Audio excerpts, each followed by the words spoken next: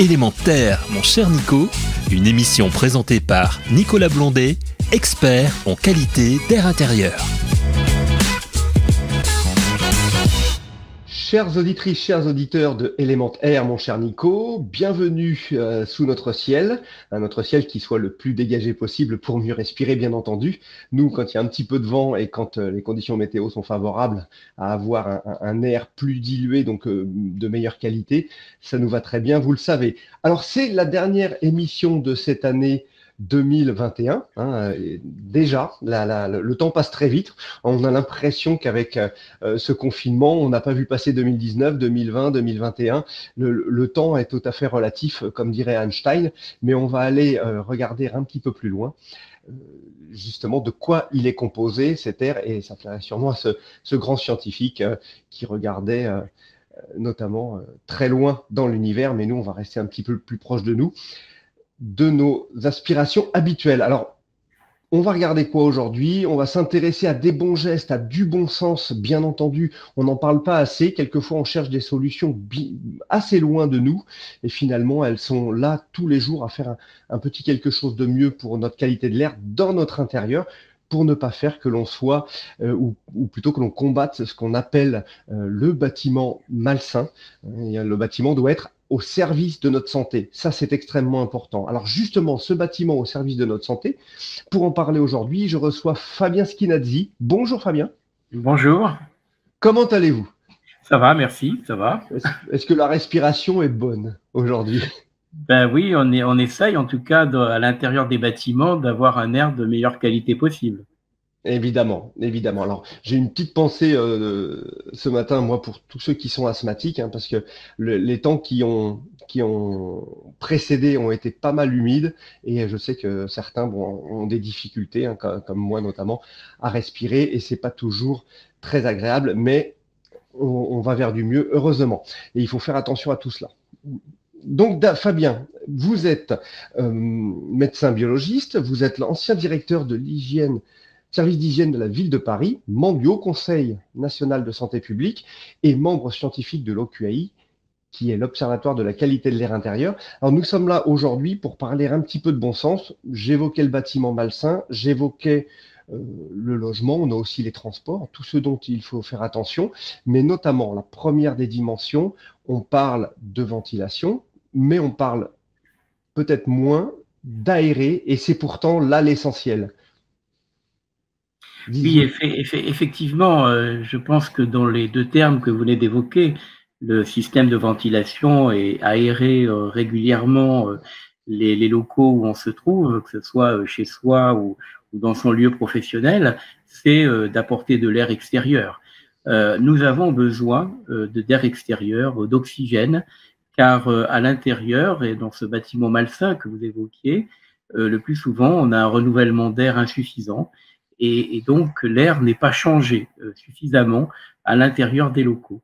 Et donc, on parlait de bon sens. Et effectivement, il faut d'abord avoir des systèmes de ventilation mécanique fonctionnels, mais également pouvoir régulièrement ouvrir ses fenêtres, car le système de ventilation mécanique que nous avons chez nous à la maison, la VMC simple flux, est souvent insuffisante. Ce système est souvent insuffisant pour diluer et extraire tous les polluants que l'on crée soi-même à la maison, des polluants chimiques, mais également avec la crise du Covid, les particules biologiques virales en suspension dans l'air. Et donc, il est important également, en plus de la ventilation mécanique par extraction, comme on a dans nos logements, eh bien, d'ouvrir régulièrement ses fenêtres et donc se définir un plan d'aération, en fait. Alors, justement, sur cette ventilation, on le reprend, les lois, elles datent de 82, on en parle régulièrement ici sur l'émission, elles datent de 82, on parle de débit, on parle de, je dirais, de ventilation permanente du logement. Une ventilation, elle doit assurer son travail 24 heures sur 24. D'ailleurs, c'est pour ça que la ventilation en fait un poste important de consommation énergétique aussi dans le logement. Elle ne s'arrête jamais. Mais on a aussi ce balayage général de l'air dans le logement. C'est pas parce qu'on a aérer une pièce qu'on a aéré tout le logement. Il faut aussi bien garder ça à l'esprit, c'est extrêmement important.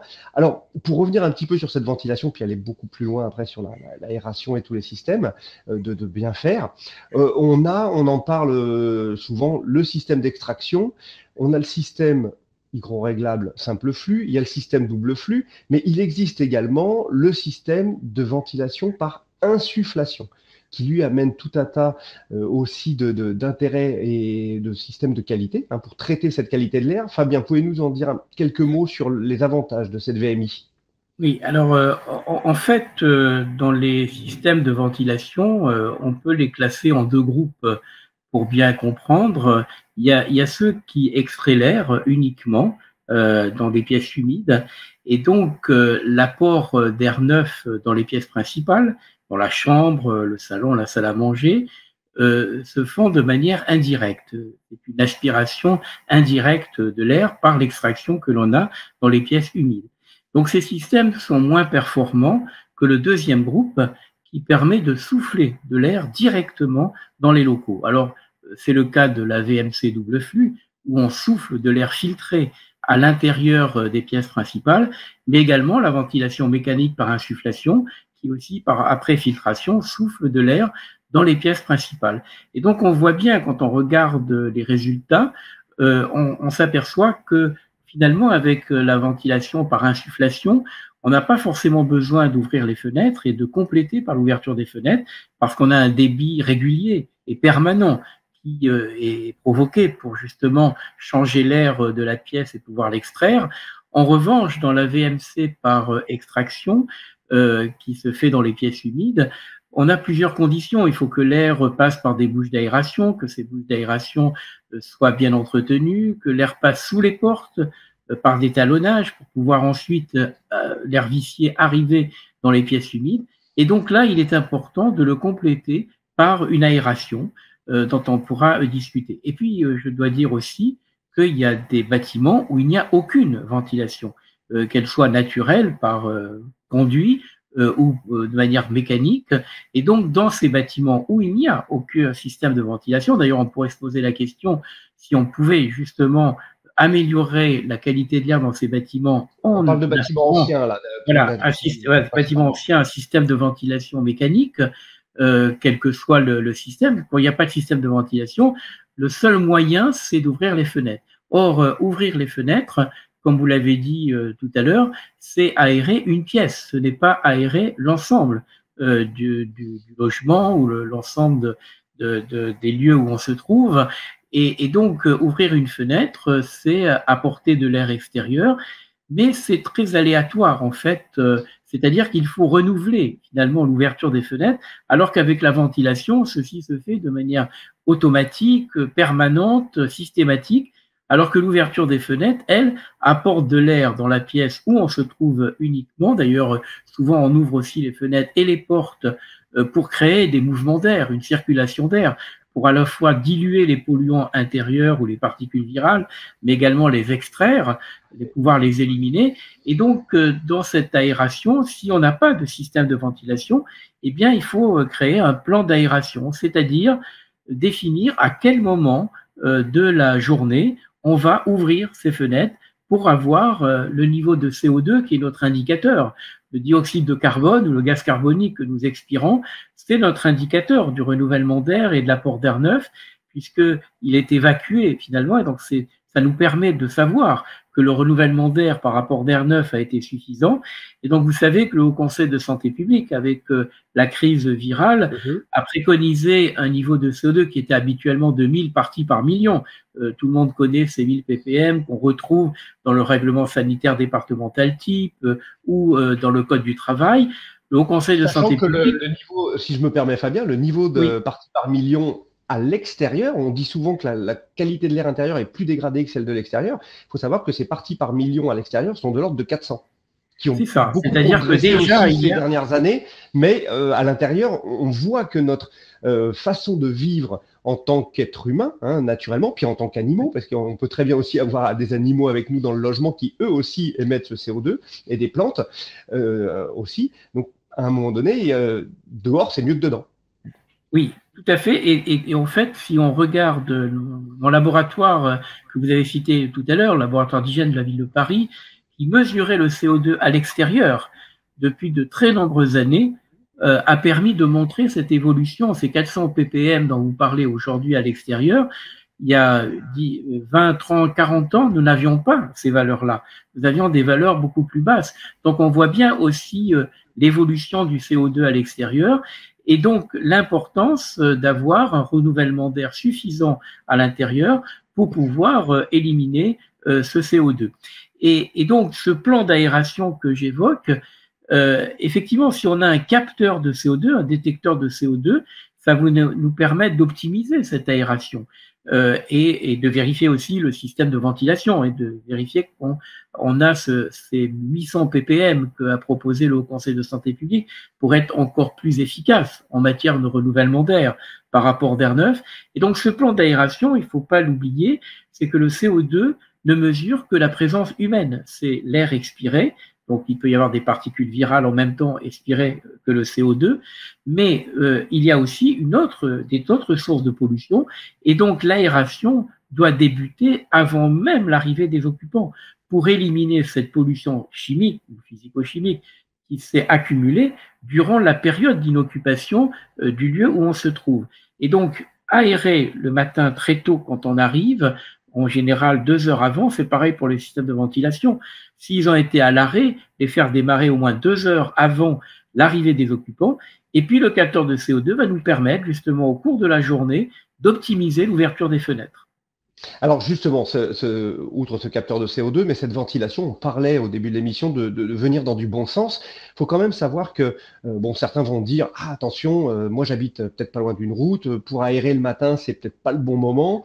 Il faut choisir ces moments de ventilation aussi, hein, il faut pas faire rentrer n'importe quoi.